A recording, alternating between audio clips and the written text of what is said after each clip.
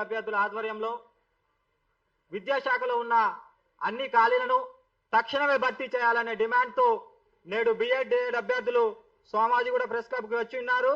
అదేవిధంగా ఈ కార్యక్రమానికి విచ్చేసిన పత్రిక సోదరులకు, అదేవిధంగా ప్రింట్ మీడియా సభ్యులకు, అదేవిధంగా నా తోటి నిరుద్యోగ సోదరులందరికీ పేరు పేరున హృదయపూర్వక నమస్కారాలు తెలియజేస్తా ఉన్నాం.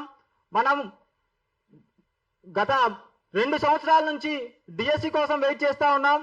కాంగ్రెస్ ప్రభుత్వం మేము వచ్చిన మొదటి సంవత్సరంలోనే 2 లక్షల ఉద్యోగాలు ఇస్తామని మనకు ఎన్నికల మేనిఫెస్టోలో హామీ ఇవ్వడం జరిగింది. కానీ నేడు 2.5 సంవత్సరాలుగా వస్తా ఉన్న ఉద్యోగుల పైన ఊసేలేదు. అందులో ప్రధానంగా మనకు డిఎస్సి నోటిఫికేషన్ ఇస్తా అన్నారు. మేము అధికారంలోకి రాగానే మెగా డిఎస్సి ఇస్తామని హామీ ఇచ్చున్నారు. కానీ ఇప్పటి వరకు డిఎస్సి నోటిఫికేషన్ మీద ఊసేలేదు. 2024 సంవత్సరంలో డిఎస్సి నోటిఫికేషన్ ఇచ్చారు.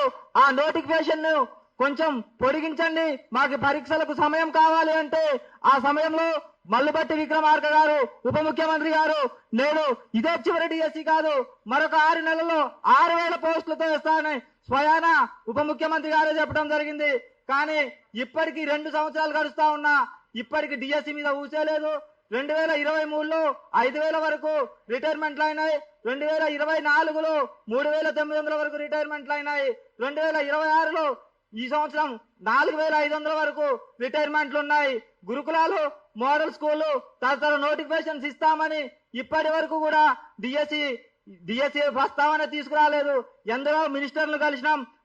మన ఐటీ మినిస్టర్ గారైన శ్రీధర్ బాబు గారికి కూడా కలిసాం. అదేవిధంగా ప్రభుత్వ సలహాదారులు వేం నరేందర్ రెడ్డి గారికి కూడా కలిసి, సార్ విద్యాశాఖ ముఖ్యమంత్రి గారి దగ్గరే ఉంది, ఈ విద్యాశాఖలో ఉన్న ఖాళీలను భర్తీ చేస్తే మారుమూల ప్రాంతాల్లో ఉన్న అందరికీ విద్య అందుతా ఉంది. సంవత్సరంలో చాలా మంది రిటైర్ అయ్యారు సార్. గత సంవత్సరంలో రిటైర్మెంట్లు, ఈ సంవత్సరం రిటైర్మెంట్లు 2 సార్లు కాంగ్రెస్ ప్రభుత్వం ఏర్పడినాక 2024 సంవత్సరంలో 2 సార్లు ప్రమోషన్లు ఇచ్చారు. ఆ పదోన్నతులన్నీ కలుపుకొని సుమారు 25,000 నుంచి 35,000 పోస్టులు ఖాళీ ఉంటాయి. డిఎస్సి వేయండి, వాటికి తోడు ఒకే నోటిఫికేషన్ లో మోడల్ స్కూల్స్, గురుకులాల నోటిఫికేషన్ ఇవ్వండి సార్ అని మన రాష్ట్ర ప్రభుత్వంలో అందరి మంత్రులకు, అదేవిధంగా విద్యాశాఖ కమిషనర్ గారికి కూడా ఎన్నో వినతి పత్రాలు ఇచ్చినా నేటికి స్పందించిన పరిస్థితి.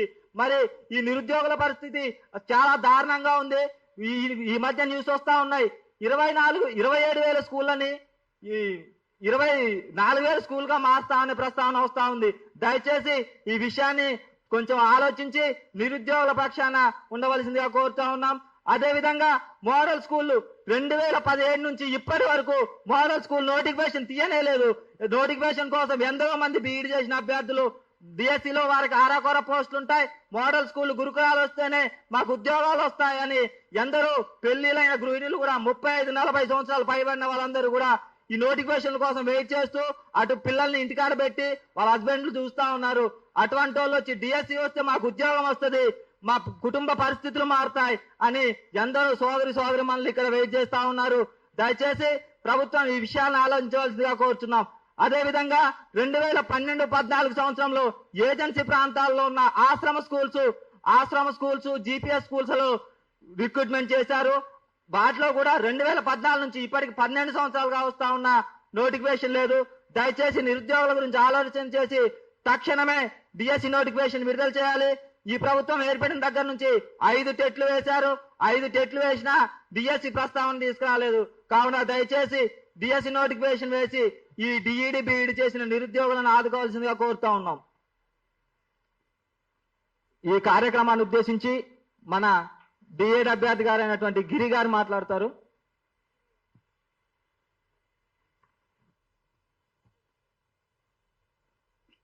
ఈనాటి పత్రికా సమావేశ కార్యక్రమానికి వివిధ జిల్లాల నుండి వచ్చిన నా తోటి డిఎస్సి అభ్యర్థి సభ్యులకు మరియు వేదికపై కూర్చున్న నా తోటి మిత్రులకు, మీడియా మిత్రులకు ప్రతి ఒక్కరికి నా యొక్క నమస్సుమాంజలి తెలియజేస్తున్నాను.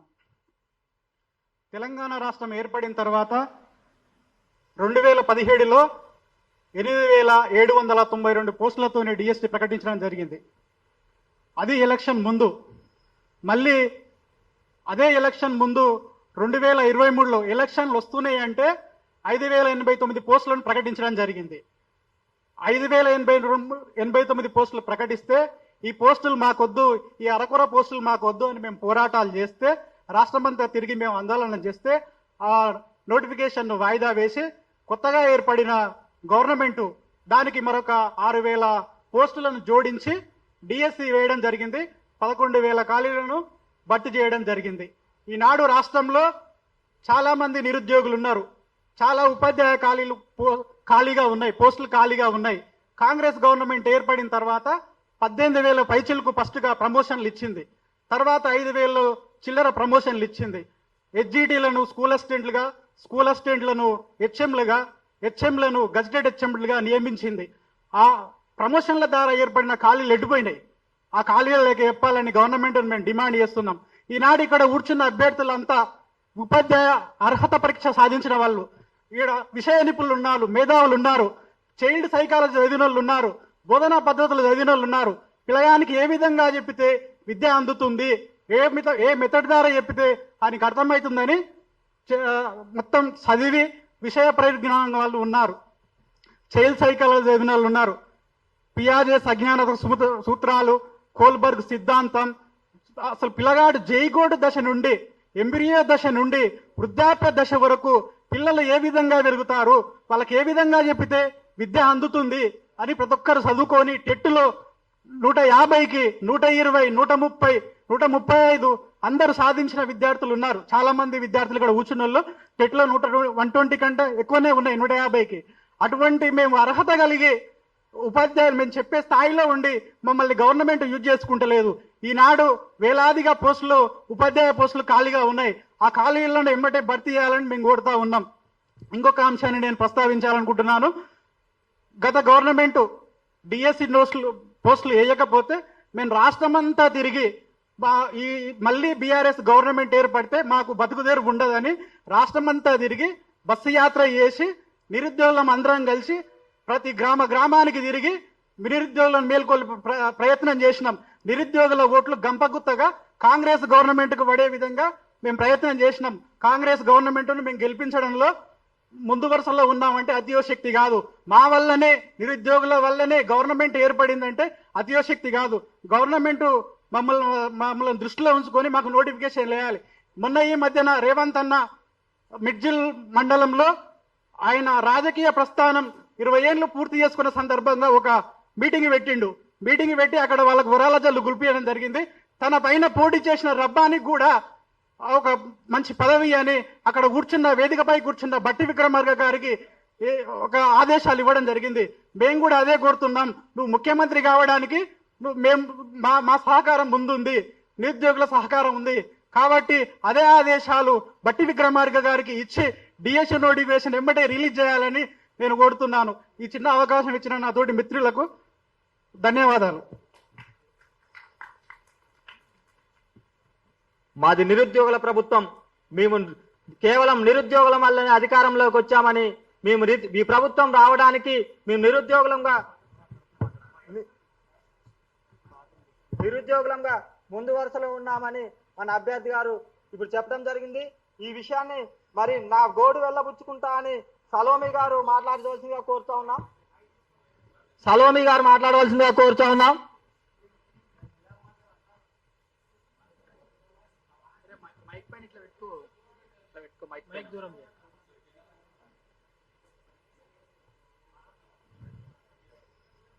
అందరికీ నమస్కారం. మేము చేస్తున్న ఫస్ట్ ఆఫ్ ఆల్ ఏంటి అంటే డిఎస్సి నోటిఫికేషన్ కోసం మేము పోరాడుతున్నాం. డిఎస్సి ఓన్లీ డిఎస్సి కోసము, మోడల్ స్కూల్ కోసము, గురుకుల కోసము జస్ట్ ఇండివిజువల్గా పోరాడుతున్నాము. ఇక్కడ ఎటువంటి రాజకీయ నాయకులు లేరు, ఎటువంటి press meet, only press meet పెట్టుకొని మేము మాట్లాడుతున్నాము అంటే మా సొంత ఓన్ టాలెంట్తో, ఓన్ మనీతో మేము చేస్తున్నాం. కాబట్టి మేము ప్రభుత్వాన్ని ఒక్కటే కోరుతున్నాము, ఏంటి అంటే మాకు డిఎస్సి నోటిఫికేషన్స్ కావాలి అంతే. టెట్లు ఎన్ని రాయాలి? స్కూల్ పిల్లల కన్నా ఇంక్రిమెంట్ ఉంది కానీ మాకు లేదా? టెట్లునే రాసుకుంటూ కూర్చోవాలా? మేము ఎన్నిగానే రాయాలి? టెట్ డిఎస్సికి ప్రిపేర్ అవుతున్న మాకు ఊర్లోకి వెళ్తే గౌరవం లేదు. ఎంతగానో మంది చదువుతారమ్మా మీరు? ఇంకా చదివేనా మీకు? ఎంత చదువుతారు? ఇంకా రాదా జాబు? మా పిల్లలు పెద్దవాళ్ళు అయిపోతున్నారు. మీరు చదువు చదువు చదువు చదువు ఏం చదువు చదువుతున్నారు మీరు అని అడుగుతున్నారు. కానీ వాళ్ళకి తెలియదు కదా మీరు నోటిఫికేషన్స్ ఇవ్వట్లేరని. మాకు మేము ఓన్లీ ఇక్కడ ఈ డిఎడ్ సర్టిఫికెట్ తీసుకెళ్లి వేరే దాంట్లో జాబ్ ఇవ్వమని అడిగితే డిఎడ్ దేనికి పనికి వస్తుందమ్మా అంటున్నారు. మేము ఒక స్టూడెంట్ మాకు ఇచ్చి చూడండి, మేము ఎంత డెవలప్ చేస్తామనేది యాజ్ ఏ పేరెంట్ తర్వాత మేము మెయిన్, పేరెంట్ తర్వాత మేము టీచర్ గా పిల్లలని ఎంత తీర్చిదిద్దగలమో I will prove it myself. మీరు ప్రతి ఒక్కరు మమ్మల్ని అర్థం చేసుకోండి. సరే ఎన్ని పోస్టులు ఉన్నాయి, ఎంత ఉన్నాయి, ఏమున్నాయి అనేది మేము మీకు స్పెషల్ గా చెప్పాల్సిన అవసరం లేదు. మేము చెప్పాల్సిన అవసరం ఏంటి సార్? మీకు ఎడ్యుకేషన్ మినిస్టర్లు ఉన్నారు, అందరూ ఉన్నారు, మీరు కనుక్కోండి ఎన్ని ఖాళీలు ఉన్నాయి, ఎంత ఉంది, ఏంటి, ఎవరిని స్టూడెంట్ ని ఎట్లా బాగుపరచాలి, నిరుద్యోగిని ఏం చేస్తే బాగుపడతారు సార్? నిరుద్యోగులకు అవకాశం ఇవ్వరా సార్? ఎప్పుడు తొక్కి పెడుతూనే ఉంటారా మీరు? తొక్కకండి సార్, దయచేసి మమ్మల్ని లేపండి సార్, లేపండి, దయచేసి అర్థం చేసుకోండి సార్. ఇక్కడ ఉన్న వాళ్ళు అందరూ ఎంత మనోవేదన పడుతున్నారో మీకు తెలీదు. ఎంత ఘనంగా అంటే సాయిబాబా టెంపుల్లో తింటున్నారు సార్, తిని అక్కడ లైన్ లో నించొని తింటున్నారు సార్. వాళ్ళు అసలు కడుపు నిండా అన్నం తినకుండా చేతిలో బుక్కులు పట్టుకొని కళ్ళల్లో వాటర్ చిమ్ముకుంటూ మేము చదువుకుంటున్నాం సార్. అర్థం చేసుకోండి సార్, మమ్మల్ని అర్థం చేసుకోండి. మాకు డిఎస్సి నోటిఫికేషన్ వెంటనే విడుదల చేయండి సార్. మీరు పెట్టగానే ఇస్తారనే హోప్స్ మాకు లేవు సార్. మమ్మల్ని ఇక్కడ ఎందుకు నిలబెడుతున్నారు సార్ మీరు? మాకు ఈ హక్కు లేదా సార్? చదువుకునే హక్కు లేదా? నిరుద్యోగి హక్కు లేదా? పేదవాడికి హక్కు లేదా? చదువుకునే హక్కు లేదా సార్? లేదా అని ఒక్క మాట చెప్పండి. మేము గ్రూప్స్ వైపు వెళ్ళలేము సార్. మేము అంత బడ్జెట్ ఉన్న ఫ్యామిలీ కాదు మాది. సో మీరు అర్థం చేసుకొని మాకు కనీసం మా పిల్లలకి మేము ఎడ్యుకేటర్స్, మేము టీచర్స్, మేము కష్టపడి చదివాము, మేము చెప్పుకోగలము అని మా పిల్లలకి మేము మోటివేట్ గా ఉండటానికి మాకు సాయం చేయండి సార్. మా అమ్మ నాన్న వాళ్ళు పేదవాళ్ళుగా ఉండి రైతులుగానే మిగిలిపోయారు. మమ్మల్ని కూడా ఆ పరిస్థితి తీసుకురాకండి సార్. మీరు దయచేసి అర్థం చేసుకోండి సార్. నేను ఏ గవర్నమెంట్ కి చెప్పట్లేదు సార్, ఏ గవర్నమెంట్ అయినా దయచేసి నిరుద్యోగిని బాగుపరచండి సార్. దయచేసి అర్థం చేసుకోండి సార్. ఇక్కడ ఉన్న ప్రతి ఒక్కరు సార్ ఎంత మనోవేదన పడుతున్నారో అర్థం చేసుకోండి సార్. అందరూ తినలేక పొట్ట చేత పట్టుకొని, బుక్స్ చేత పట్టుకొని, కన్నీళ్లతో మనోవేదనతో బతుకుతున్నారు సార్. అర్థం చేసుకోండి సార్, మమ్మల్ని అర్థం చేసుకొని మాకు నోటిఫికేషన్ జారీ చేయండి సార్. ప్లీజ్ సార్, మేము అర్థం చేసుకుంటారని మేము అనుకుంటున్నాం సార్. మేము ప్రతి రూపాయి వెచ్చించే ప్రతిదీ వడ్డీలకు తెచ్చుకొని బ్రతుకుతున్నాం సార్. మేము ప్రతిదీ అర్థం చేసుకోండి సార్. మమ్మల్ని టెట్టులు మానేయండి సార్. స్కూల్ పిల్లల్లాగా రాసుకుంటూ ఎంతగానమని రాసుకోవాలి సార్. మేము నేనే పెడుతున్నాను సార్ మా హస్బెండ్ ని, ఎంతగానమని చదువుతావు నువ్వు, ఇంట్లోకి ఏమి వద్దా. నేను చదువుకుని నేను చిన్న జాబ్ కోసం వెళ్తే 10,000, 9,000, 8,000 అంటున్నారు సార్. ఇయర్లీ 1 month కష్టపడ్డా ఏ మనీ రావట్లేదు సార్. దయచేసి మమ్మల్ని అర్థం చేసుకోండి సార్. మీరు మాకు నోటిఫికేషన్ జారీ చేయండి సార్. ఎందుకు సార్ మీరు ఖాళీలు పెట్టుకొని వేయలేకపోతున్నారు? వేయండి సార్, మా కోసం విడుదల చేయండి సార్. నోటిఫికేషన్లు విడుదల చేయండి. దయచేసి మాకు అర్థం చేసుకోండి సార్. ఇక్కడ ఉన్న ప్రతి ఒక్క ఆస్పిరెంట్ ని అర్థం చేసుకొని మాకు నోటిఫికేషన్ జారీ చేసి మమ్మల్ని దయచేసి ఎడ్యుకేటెడ్ గా, టీచర్స్ గా తీర్చిదిద్దమని మా చిన్న విన్నపమని మీ పాదాల దగ్గర పెడుతున్నాను సార్. నేనైతే మీరు దయచేసి మాకు అన్ని నోటిఫికేషన్స్ వేయండి సార్. ప్లీజ్ సార్, అర్థం చేసుకుంటారని ఆశిస్తూ ఈ చిన్ని ఉపవాసాన్ని మీకు అందిస్తున్నాం సార్. ప్రతిదీ మీకే చేరాలి సార్. ఇది ఏ రాజకీయం ఏది కాకుండా మీ దగ్గరికే చేరి మీకే నోటిఫికేషన్ మాకు విడుదల చేసేలాగా మేము కోరుకుంటున్నాం సార్. ప్లీజ్ అర్థం చేసుకొని మా చిన్న ఉపన్యాసాన్ని దీవించండి. మమ్మల్ని మన్నించి మాకు ఏమన్నా సహాయం చేయండి సార్. మేము మీ ఆస్తులు అడగట్లేము, మీ అంతస్తులు అడగట్లేము సార్. మేము చదువుకునే చదువుకి, మేము చదివిన చదువుకి మేము కష్టపడి పొందుకునే హక్కును మాకు కల్పించండి సార్. మమ్మల్ని ఇక్కడ పొందుకునే హక్కు కూడా లేదా సార్? మమ్మల్ని ఇంత దీనమైన పరిస్థితిలో ఎందుకు నించోబెడుతున్నారు సార్? ఈ ధర్నాలని ఇవి అని మమ్మల్ని ఎందుకు చుట్టూ తిప్పుతున్నారు సార్? మీరు మమ్మల్ని తిప్పకండి సార్. దయచేసి మాకు నోటిఫికేషన్ జారీ చేయమని మా చిన్న విన్నపాన్ని ఆజ్ఞాపిస్తున్నాం సార్. Thank you sir. గత ప్రభుత్వం గెలవటంలో ముందు వరుసలో ఉన్నాం. మేము గెలవడానికి స్థానికంగా ఉండి గెలిపించాం సార్. మా బాధను అర్థం చేసుకొని మాట్లాడిన సోదరికి మా అందరి తరపున హృదయపూర్వక ధన్యవాదాలు తెలియజేస్తా ఉన్నాం. ఈ నోటిఫికేషన్ వస్తుందో రాదో మనోడికి 128 మార్కు టెట్లో ఉన్న నోటిఫికేషన్ వస్తుందో రాదో అని ఈ భయంతో ఏం చేయాలో అర్థం కాని పరిస్థితి ఉండి పార్ట్ టైం జాబులు చేయలేక, నోటిఫికేషన్ వస్తుంది ధైర్యంగా ఉండలేక, తానంతట తాను మానసికంగా కృంగిపోతూ ఈ నోటిఫికేషన్ల కోసం మనం ధర్నాలు చేస్తే, ఇటువంటి ప్రెస్ మీట్లు పెడితే నోటిఫికేషన్ వస్తుందా మిత్రమా, నేను వీడికి రాను అంటే మేము బలవంతంగా తీసుకొని వచ్చినటువంటి మన సందీప్ గారిని ఇప్పుడు మాట్లాడాల్సిందిగా కోరుతా ఉన్నాం. ప్రెస్ మీట్కి వచ్చిన అందరికీ నమస్కారం. టైం ఉన్నది తక్కువ, ఆ టైంలో మాట్లాడాల్సింది ఎక్కువ. అమ్మా తెలంగాణమా ఆకలి కేకల గానమని ఆనాడు రాసుకున్నాం.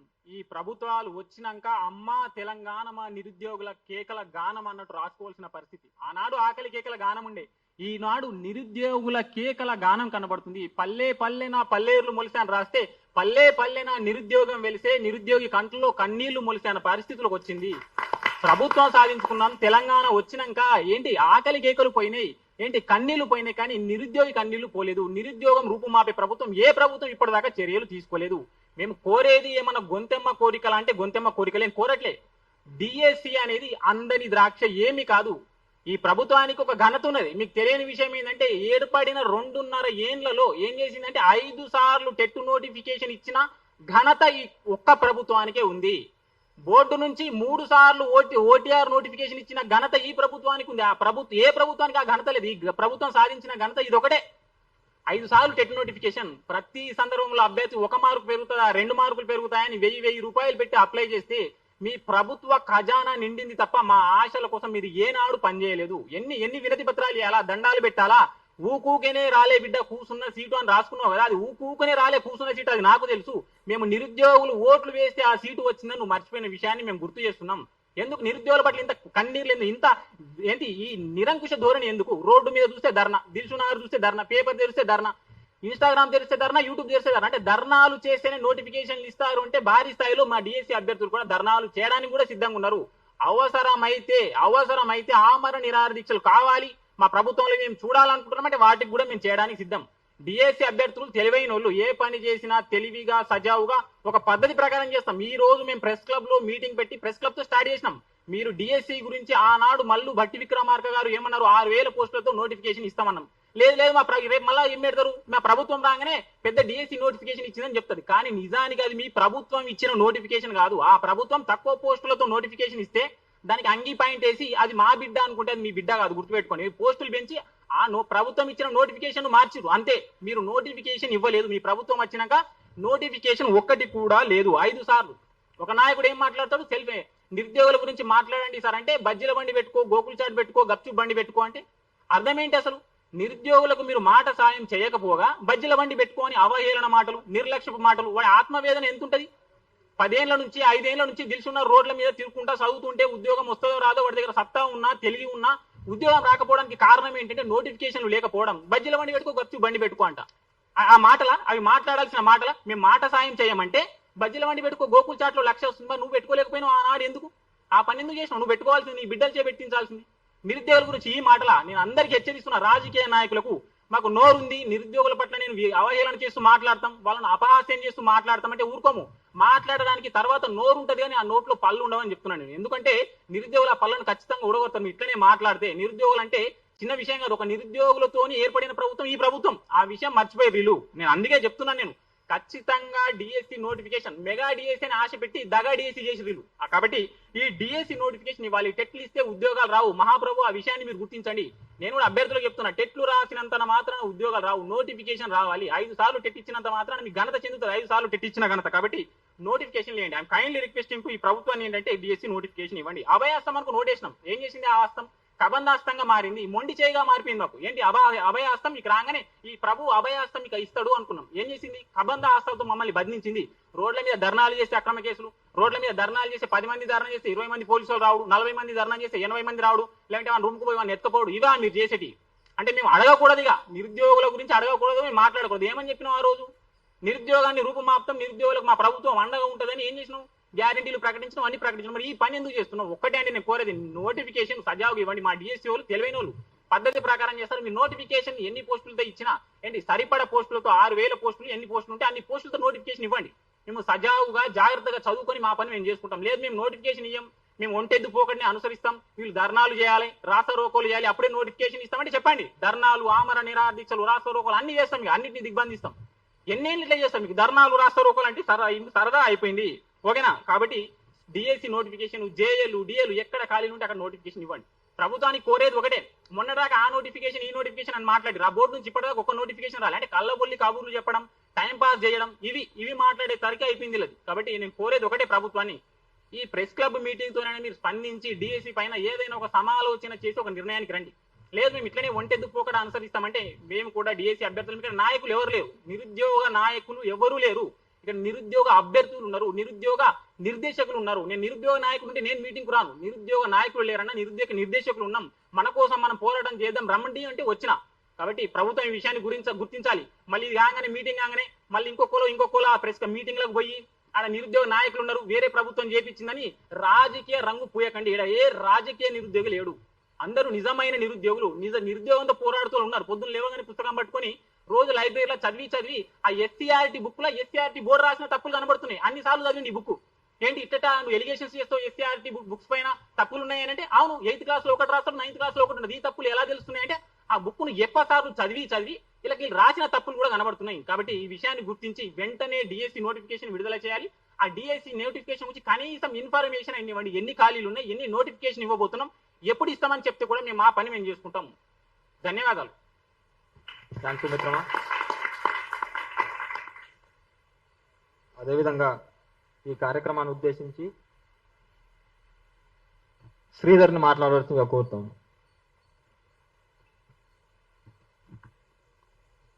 ఈరోజు ఈ సమావేశానికి హాజరైనటువంటి నిరుద్యోగులందరికీ మరియు ప్రెస్ మిత్రులందరికీ నా యొక్క నమస్కారాలు.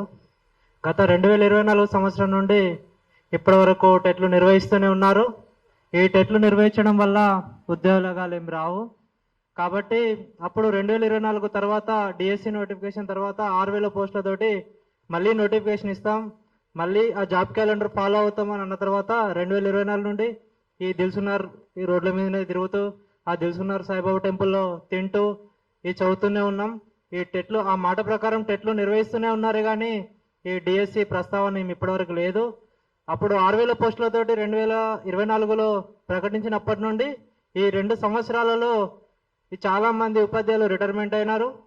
అలాగే ప్రమోషన్ల ద్వారా ఈ ఒక 15,000 పోస్టులు ఉన్నాయని చాలాసార్లు ప్రకటించారు. కాబట్టి వాటిని అన్నింటిని దృష్టిలో పెట్టుకొని ఈ టెట్లు నిర్వహించకుండా డిఎస్సి నోటిఫికేషన్ ఇస్తారని నా తరపున నేను కోరుకుంటున్నాను. ఈ కార్యక్రమాన్ని ఉద్దేశించి నిరుద్యోగ సోదరుడు బాలును మాట్లాడవలసిందిగా కోరుతా ఉన్నాం.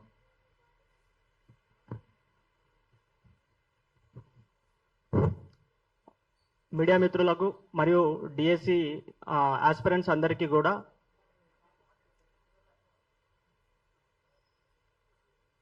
నమస్కారాలు.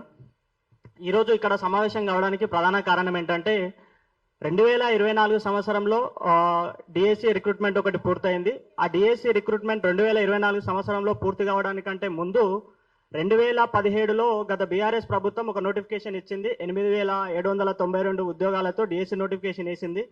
2017 నుంచి 2023 వరకు ఎలాంటి డిఎస్సి నోటిఫికేషన్స్ లేవు.